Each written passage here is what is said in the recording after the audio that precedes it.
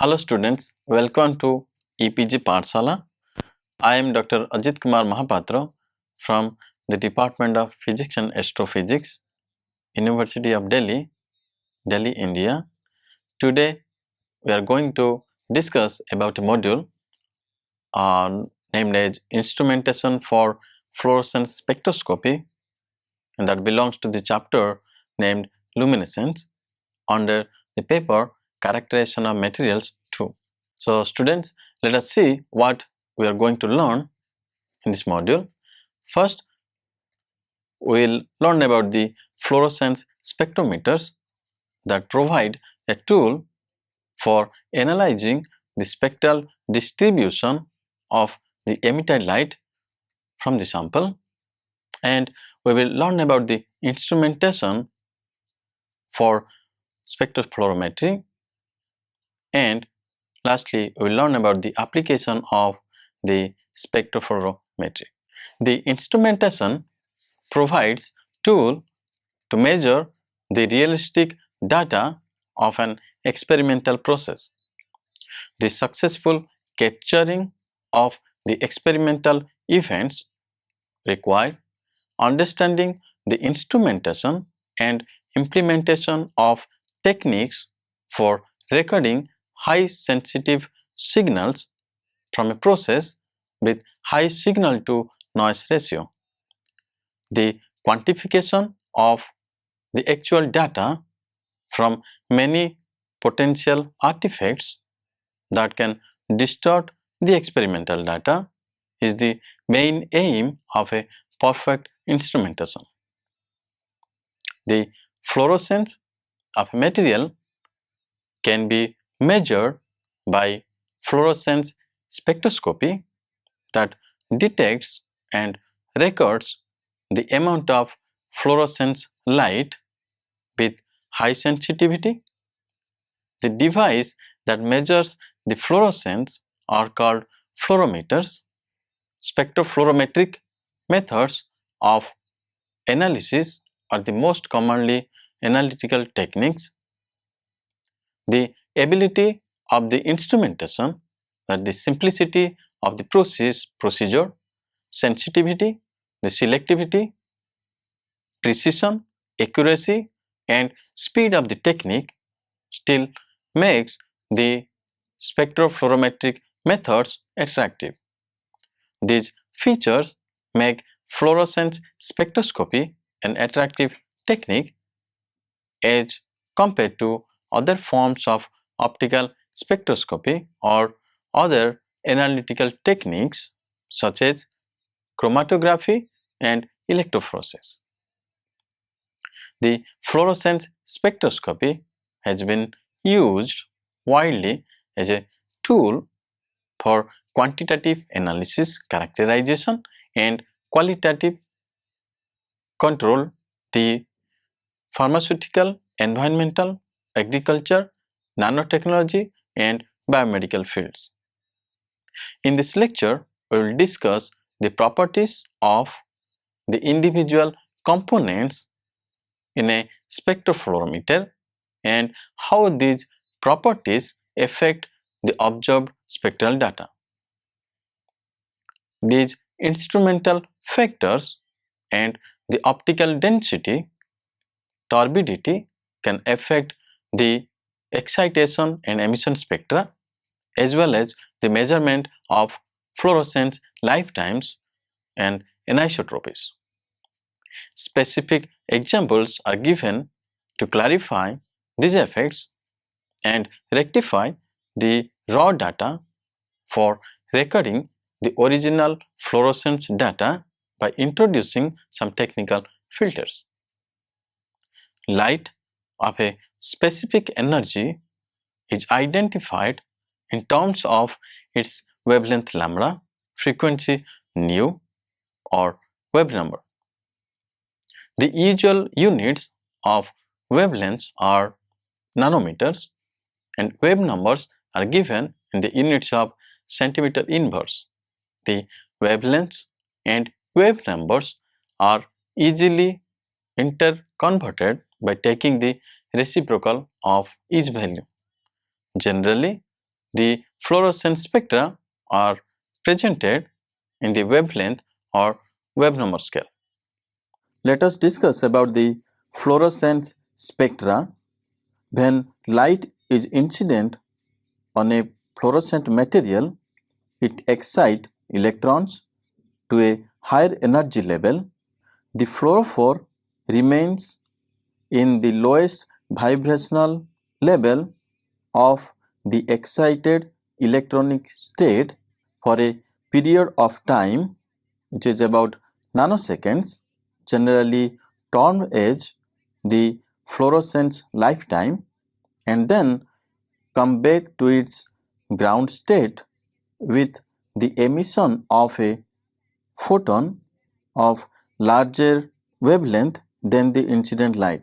Thus, the fluorescence occurs at a longer wavelength than the observed ones. The energies and intensities of fluorescence give information about the structure and environments of the fluorophore. The fluorescence process is shown in the figure. The fluorescence emission occurs as the fluorophore decay from the singlet electronic excited states to an allowable vibrational level in the electronic ground state. This rapid vibrational relaxation process occurs on the time scale of femtosecond to picosecond. This relaxation process is responsible for the Stokes shift, which describes the generation of fluorescence photons at longer wavelength than the excitation radiation. Then these fluorescence spectra can be of two types. One is excitation spectra and another is emission spectrum. The emission spectrum is the wavelength distribution of an emission measured at a single constant excitation wavelength. The recorded emission spectra represent the photon emission rate or power emitted at each wavelength over a wavelength interval determined by the slit widths and dispersion of the emission monochromator. The emission spectra recorded using different instruments can be different because of the wavelength dependent sensitivity of the instruments. The excitation spectrum is the dependence of emission intensity measured at a single emission wavelength by varying the excitation wavelength scanned over a range.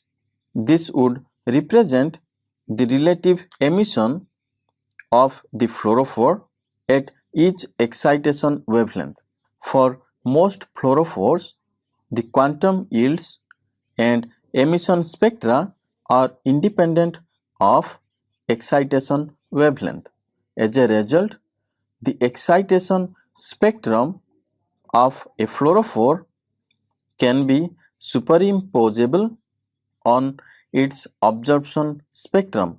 Such identical absorption and excitation spectra are rarely observed because the excitation intensity is different at each wavelength, and the properties of fluorophore, a nonlinear response resulting from a high optical density of the sample or presence of other chromophores in the sample.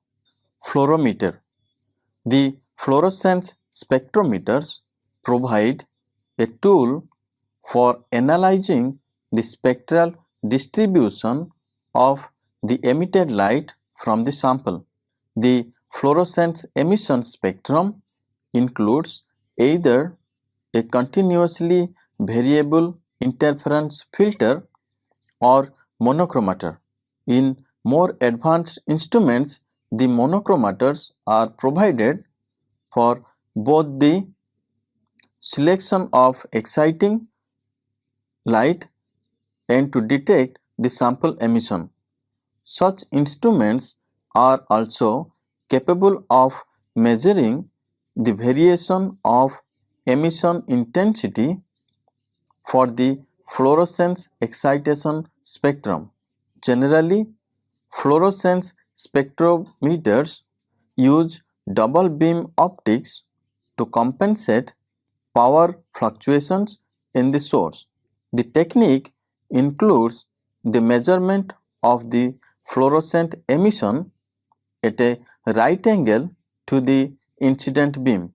The emitted radiation passes through a second filter or monochromator to isolate the fluorescent peak for measurement.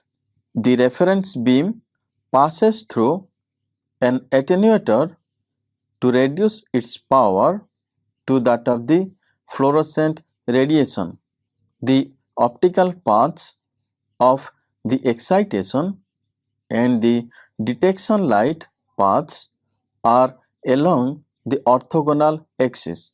The orthogonal arrangement ensures minimum leakage of excitation light into the detection site. High sensitivity photodetectors such as photomultipliers or charge coupled device cameras are commonly used. A fluorometer provides relative measurement and can be calibrated with a known concentration standard or correlated to standard laboratory models to produce quantitative measurements. Accordingly, based on the technique for measuring the fluorescence, the instruments can be classified into two categories. First one is the filter fluorometer that uses filters to isolate the incident light and fluorescent light. The second one is spectrofluorometer that uses monochromator to isolate the incident light and the fluorescent light.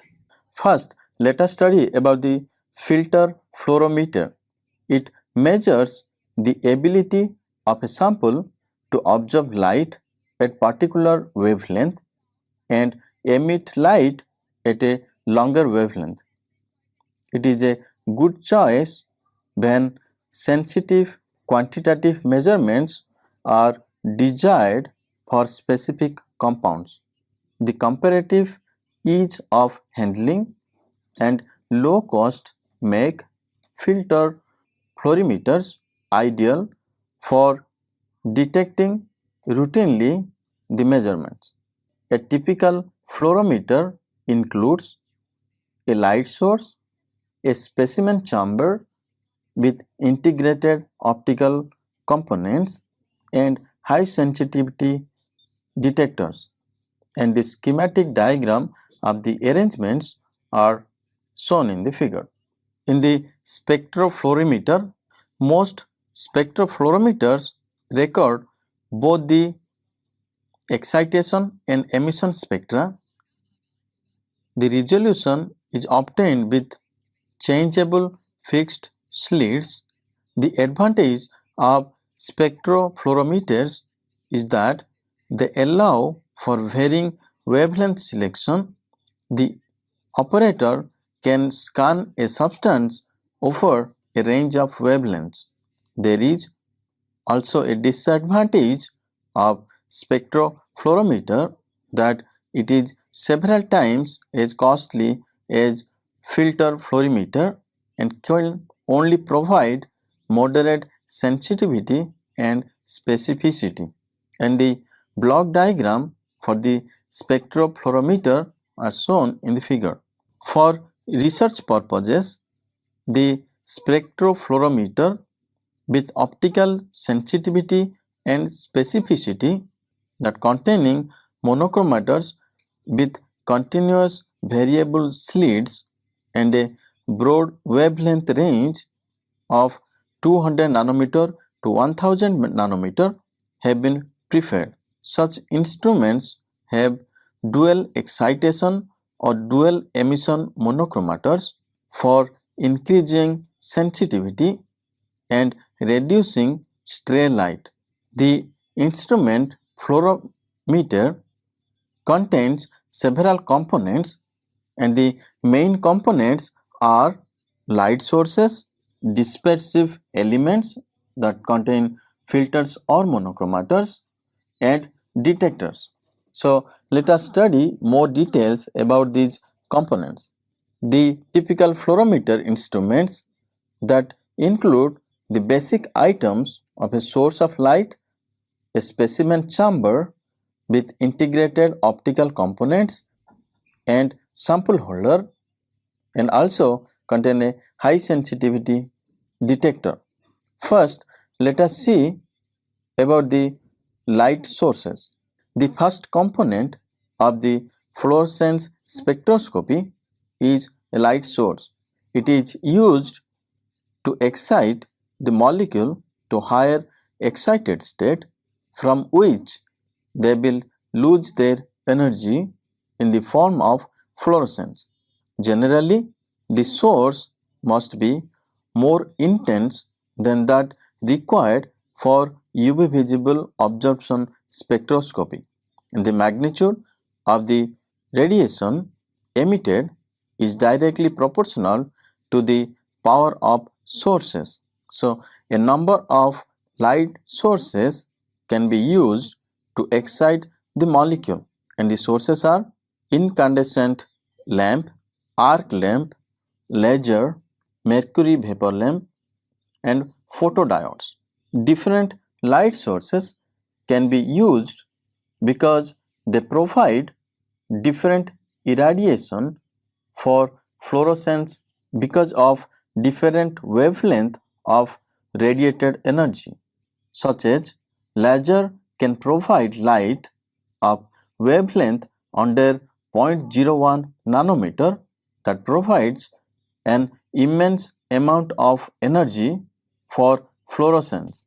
There is a big challenge to control the wavelength provided by laser because that is so small, while the other way, the wavelength provided by the other sources such as lamps, mercury vapor, and xenon lamps is 200 to 800 nanometer range, which serves different functions for fluorescence spectroscopy. The second component of spectrofluorometer is dispersive elements. To make the fluorescence spectroscopy is a most useful analyzing technique, it is necessary to separate their constituent elements, both the excitation energy from the source and the emitted fluorescence from the sample. So, fluorometers use either interference or absorption filters. Spectrofluorometers are usually fitted with grating monochromators, and there are two types of dispersive elements. One is filters and those are monochromators. Monochromators are used to disperse white light consisting of various colors or wavelength. This dispersion can be done with the help of prism or diffraction gratings. The diffraction grating makes light that enters the grating change the angle depending on the wavelength. This change makes it possible to get the necessary wavelength with the proper adjustment. Using multiple types of filters or monochromators depending upon the type of fluorescence spectroscopy will come out. The primary filters that excite the sample provide appropriate wavelength necessary, while the secondary filters monochromate the emitted light when sent to the detectors. And the third main component of the spectroscopy is detector. Fluorescence signals are usually low intensity, and photomultiplied tubes and diode array detectors are the commonly used detectors.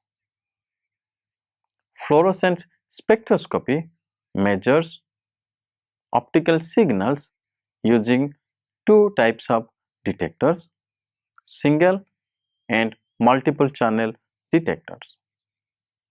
Single channel detector only detects a single wavelength at a time from a sample, and multiple channel detectors can detect multiple wavelengths at a specific time. The other components are readout devices and the sample holders. The output after getting from a detector is amplified or displayed on a readout device, and the readout devices may be a meter or digital display. To hold the sample of interest, the sample cell or cuvette is used. The material of sample cuvette must allow the excitation or the emission light to pass through it. For an ideal spectrofluorometer, the focus is to obtain correct emission spectra, and the individual components must have the following characteristics.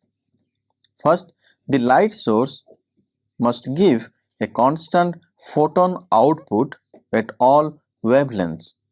Second, the monochromators must pass the photons at all wavelengths at equal efficiency.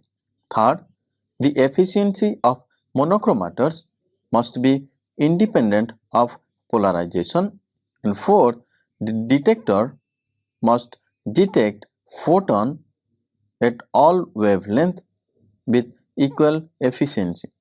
The characteristics of ideal spectrofluorometer can illustrate in the following figure. Although it is not possible to obtain such ideal characteristics, one could forced to compromise with these components. The above properties are summarized in the following figure. Now let us discuss what are the advantages of the fluorescence. The fluorescence is compared with other analytical techniques such as observance. It is seen that fluorescence is better than the conventional absorption based techniques. This fluorescence is several times more sensitive and selective than observance. More sensitivity arises because the emitted radiation can measured directly and can be increased by increasing the incident power. The fluorescence is also referred as zero background technique, whereas observance is measured the difference between the incident and transmitted intensities. It means signals are measured as a small change in a large background. The fluorescence lifetime can also be measured with high resolution fluorometers designed in both the time and frequency domains. The accurate lifetime measurement requires photodetectors and signal processing electronics with sub-nanosecond precision. In the time domain, femtosecond or picosecond pulsed lasers are often used as excitation light sources. The time delay between the excitation light pulse and resultant fluorescence photon is measured using high-speed electronics, referred as time-correlated single photon counting method. In the frequency domain, the specimen is excited by a light source with high frequency light. The resultant fluorescent signal is also modulated at the same frequency but is phase delay and amplitude demodulated. The phase delay and demodulation contain the lifetime information of the fluorophore and can be measured using heterodyning or homodyning detection techniques. Many fluorophores respond to the environmental changes with lifetime variations. Lifetime measurements are also used to distinguish dynamic and static quenching mechanisms. Lifetime resolved fluorescence resonance energy transfer measurement allows determining the distance between two fluorophores by spectrally resolving the relative fluorescence intensities of the donor and the acceptor Fred pairs. An important example is oxygen concentration measurement based on dynamic quenching of long lifetime fluorophores.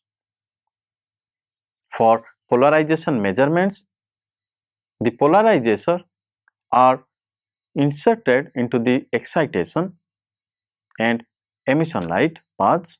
With the excitation polarizer fixed, the emission polarizer can be rotated to measure the perpendicular and parallel components of the fluorescence emission, and the steady state polarization is defined at the P is equal to I perpendicular minus I parallel whole divided by I perpendicular plus I parallel.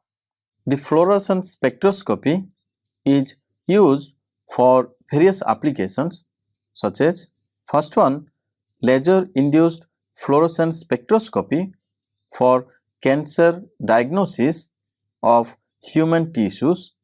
The laser spectroscopic techniques have the potential for in situ near real-time diagnosis, and the use of non-laser induced fluorescence has been used for diagnosing cancer. Second, the study of marine petroleum pollutants. Here, this fluorescence spectroscopy is used to determine the oil slicks on the water surface and determination of petroleum contaminants in sweater and determination of particular petroleum derivative compounds as well as identification of pollution sources. Third, to accurately determine the glucose level in the blood, the fluorophotometry is used widely owing to its operational simplicity and high sensitivity. Recently, biomolecule stabilized gold nanoclusters were demonstrated as a novel fluorescence probe for sensitive and selective detection of glucose.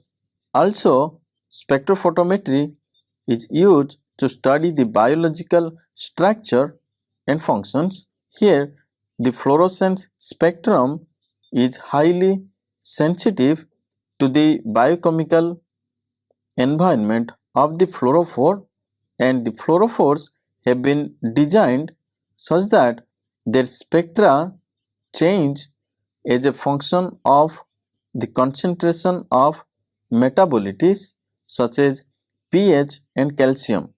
Fluorescence spectral changes resulting from the solvent relaxation of fluorescent amino acids such as tryptophan and tyrosine are important reporters of protein structure and folding. The protein domain structure and motion on the sub-nanometer scale can be spectrally monitored using fluorescence resonance energy transfer, generally termed as FRET, which is a non-radiative process where the energy is transferred between two fluorophores. So students, let us summarize what we have learned in this module. The excitation spectrum is defined as the fluorescent intensity recorded as a function of excitation wavelength at a constant emission wavelength, and the emission spectrum is the fluorescent intensity measured as a function of emission wavelength at a constant excitation wavelength. Filter fluorometer and spectrofluorometer are utilized to record the fluorescence spectra. The fluorescence spectrometry is used in many areas of biology and medicine, and the filters or monochromators are normally used to remove the pollution or stray light from the wavelength that is used to excite the sample. Thank you.